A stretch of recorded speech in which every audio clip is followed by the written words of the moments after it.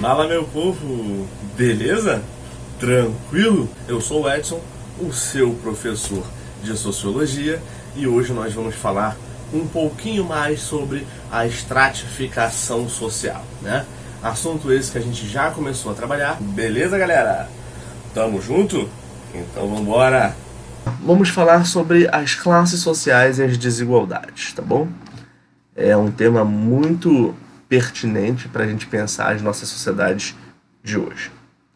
A organização das sociedades, como vimos, resultou diretamente na divisão de classes sociais, assim distinguindo grupos sociais em uma mesma sociedade.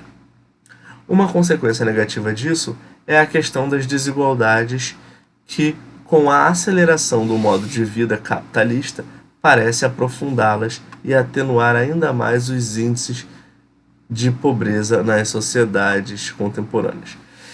Na verdade, ampliar, né, os índices de pobreza, enaltecer, agravar, tá?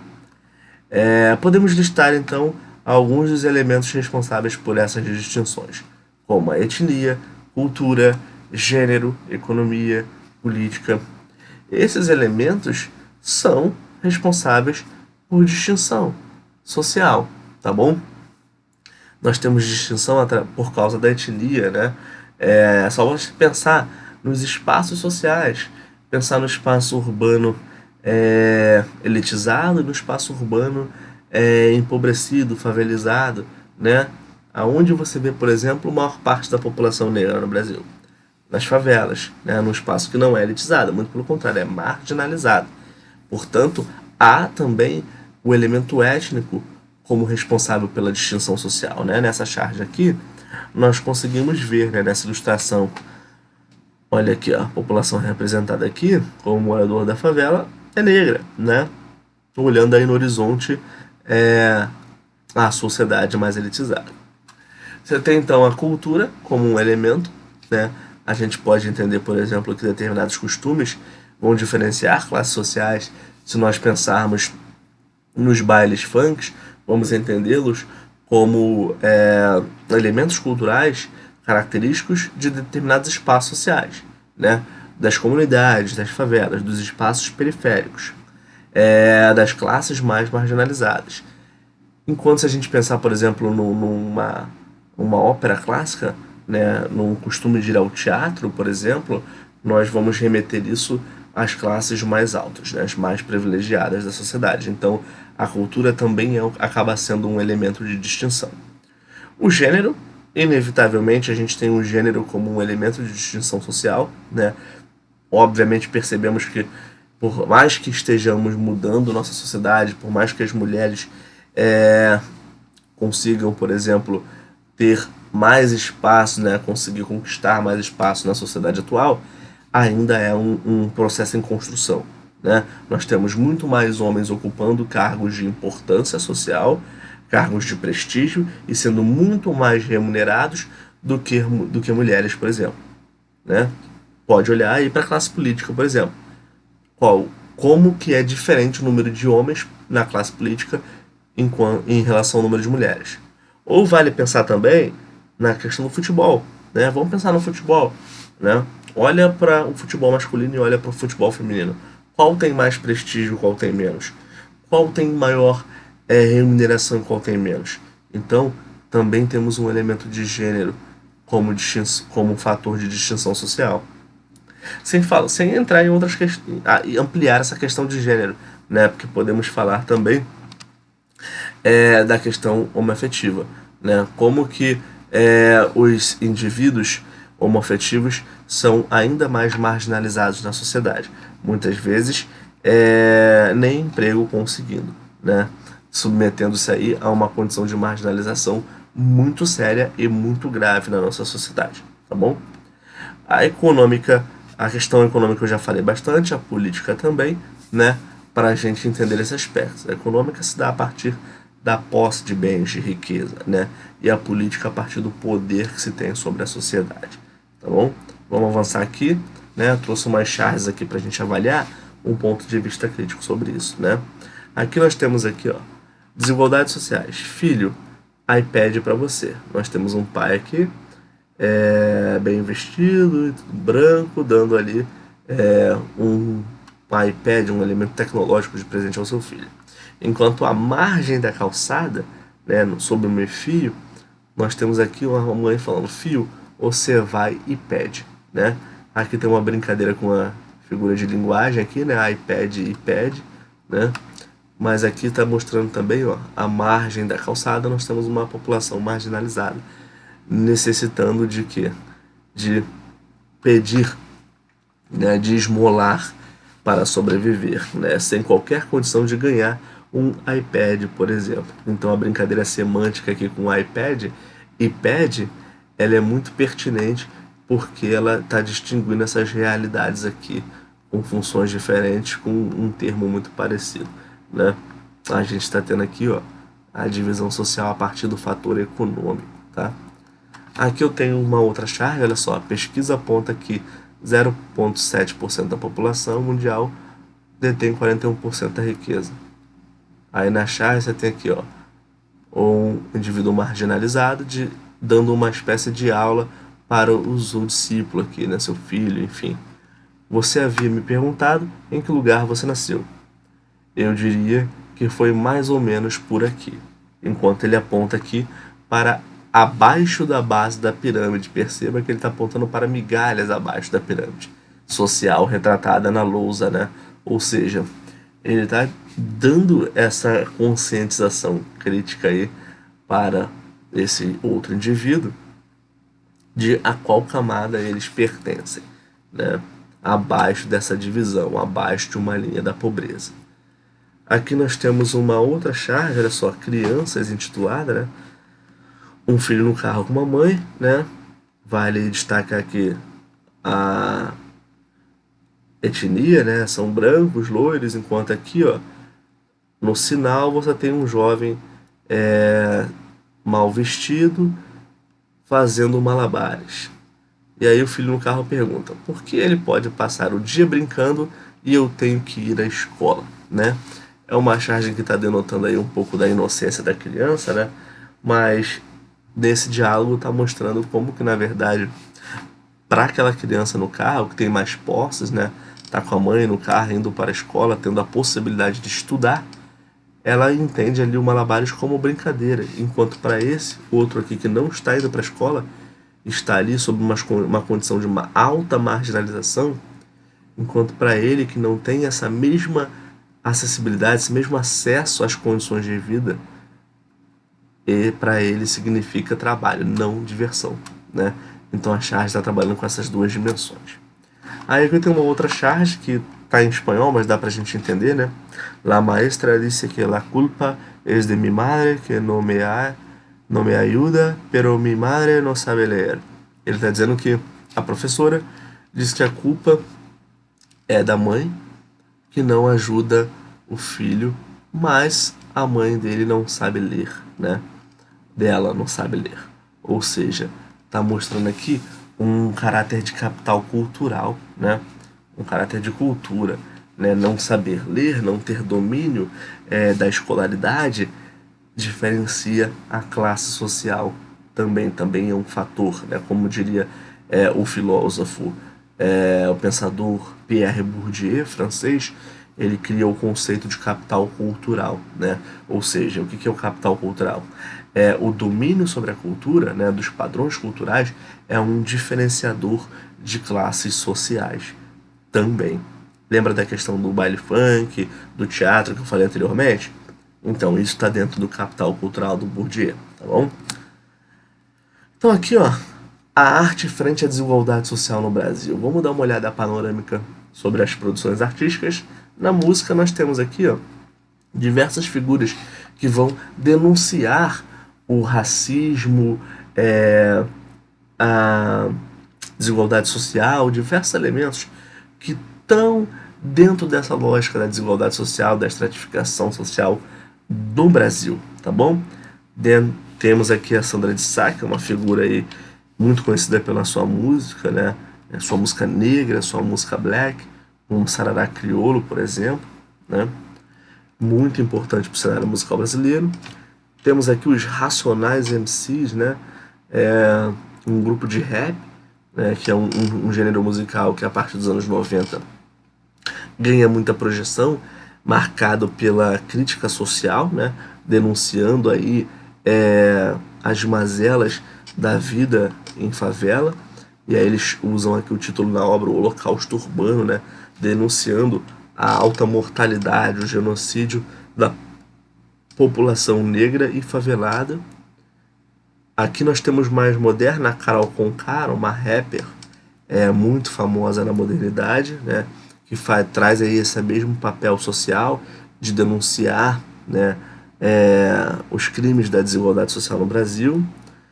Outro rapper aí muito atual também, que é o Emicida, e que eu particularmente gosto muito, olha só, que é um rapper que também vai estar dentro dessa mesma esfera de denúncia do racismo, da violência urbana, né, da desigualdade social, tá bom?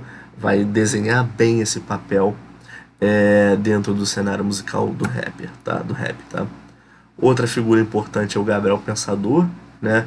Que vem aí desde os anos 90, final dos anos 90, início dos 2000 até hoje, com suas letras muito críticas, né, à sociedade, mas não só a desigualdade, mas como comportamento, assim como o modelo de sociedade que a gente vive, tá bom? Denunciando aí muitos elementos da nossa estrutura. E aí no samba nós temos a Dona Ivone Lara, né? Uma cantora negra do samba que vai trazer a voz negra, trazer a voz da periferia, a voz das comunidades para música, para ser ouvida, né? Igualmente nós temos, por exemplo, aí, ó, Cartola, né? É um poeta do samba que vai denunciar muitas mazelas da vida periférica nas comunidades. Arlindo Cruz, falando também de periferia, Grande Arlindo, e o Zeca Pagodinho também aí, que também vai denunciar, vai falar, vai narrar um pouquinho, né, vai desenhar um pouco desse cenário que denota a desigualdade social no Brasil, tá bom? Na TV nós temos algumas produções que falam bastante sobre isso, né? Cidade dos Homens aí talvez seja a produção televisiva icônica para falar sobre a desigualdade social, porque ela denuncia bastante as mazelas, né?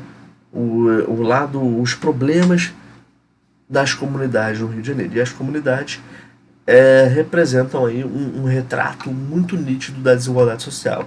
Então talvez Cidade dos Homens seja uma das obras mais perfeitas para poder, da televisão, né, para denunciar esses fatores, tá? A falta de saneamento básico nas comunidades, né, a falta de acesso à educação, né, as péssimas condições de vida, de trabalho, né, a entrega das comunidades ao crime organizado, né, ou seja, a marginalização total das comunidades em relação à sociedade, o desleixo do governo para com a sociedade.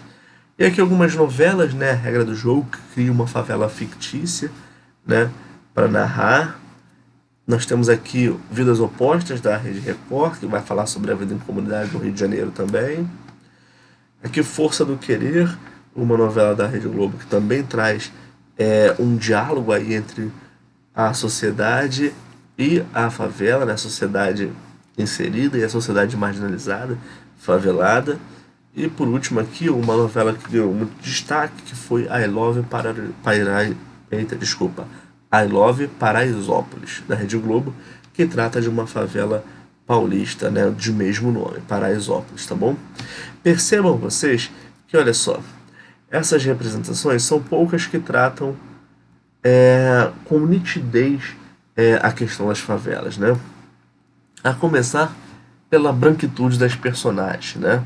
A começar pelo glamour das personagens envolvidas, né? Elas não retratam perfeitamente a favela e a favela fica como um pano de fundo. Podemos perceber muito bem aqui nessa imagem da novela Paraisópolis como a favela lá é apenas um pano de fundo, enquanto na verdade o protagonismo aqui, ó, das grandes atrizes é muito mais enaltecido.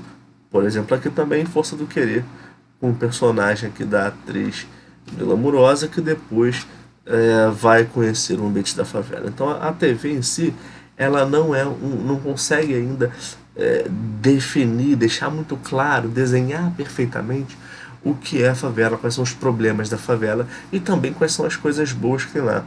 Mas enfim, conseguir desenhar um retrato muito bem feito da desigualdade social no Brasil não é uma coisa que a novela tem feito muito bem. Diferente aí do cinema, né, que tem trazido muitas produções nos últimos anos. Nos últimos anos o cinema nacional aí tem crescido muito, né? Então, tem tido cada vez mais produções que denunciam aí as desigualdades sociais no Brasil. Uma delas, a primeira que não poderia faltar aqui, é Cidade de Deus, que é uma produção muito grande aí brasileira, de muito sucesso, que denuncia aí mais uma vez as desigualdades, falando da favela e tudo mais, da população mais pobre. Cinco Vezes Favelas, Agora por Nós Mesmos, é um filme que também vai retratar a vida nas comunidades do Rio de Janeiro. E aí depois, ó, do filme Cidade de Deus, 10 anos depois, como que os atores do filme Cidade de Deus estão 10 anos depois. Aqueles que seguiram na vida artística, aqueles que não seguiram, os que mudaram de classe social, os que não mudaram. Então, olha como o filme vai trabalhar. O filme vai trabalhar com a realidade, né? Vai para além do cinema para trabalhar com o que é real, com o que é concreto. Então, torna-se muito importante esse documentário, porque ele vai falar dessa desigualdade de uma maneira muito clara, muito incisiva, tá? E nós temos outros filmes, como Orfeu, como Nossa Maré, Maré, Nossa História de Amor, filme produzido aí numa das maiores favelas do Rio de Janeiro, né? Rio 40 Graus, um filme mais antigo. Nós temos aí Rio Zona Norte, do Grande Hotel, também mais antigo, né? Seja o que Deus quiser, do início dos anos 2000. Nós temos aí Era Uma Vez, um filme que ganhou muito sucesso aí na última década, né? Falando desse contraste entre a favela a, e a Zona Sul, né, do Rio de Janeiro, ou seja, diferentes ambientes sociais, diferentes indivíduos, né, diferentes estratos sociais em confronto. É um filme muito interessante, ele é muito interpretado como o Romeu e Julieta da era contemporânea brasileira, mas é um filme muito bom para pensar essa desigualdade social também. E claro, não poderia faltar o Tropa de Elite, que por mais que não seja o foco do filme é falar da força especial, força de operações especiais da polícia, trata também, mostra, né, como um cenário aí a desigualdade social no Brasil, o ambiente periférico, tá bom? A favelada, beleza? Então vamos seguir aqui.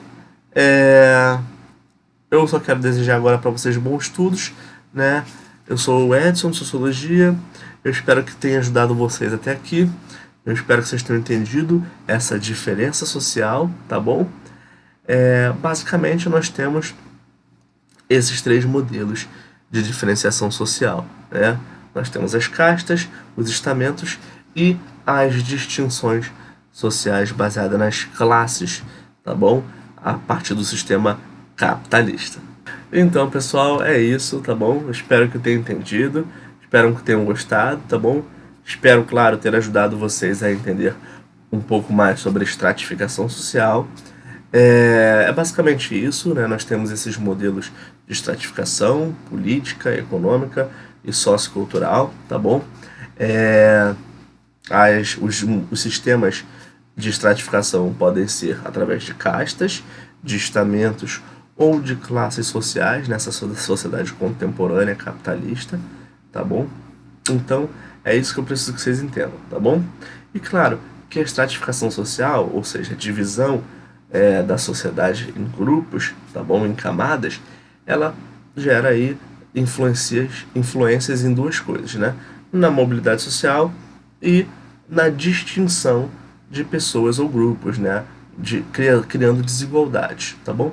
Essas duas coisas tem que estar clara para vocês, beleza? Tranquilo? Então é isso, galera. Grande abraço de coração para vocês. Vamos manter esse isolamento, é importante.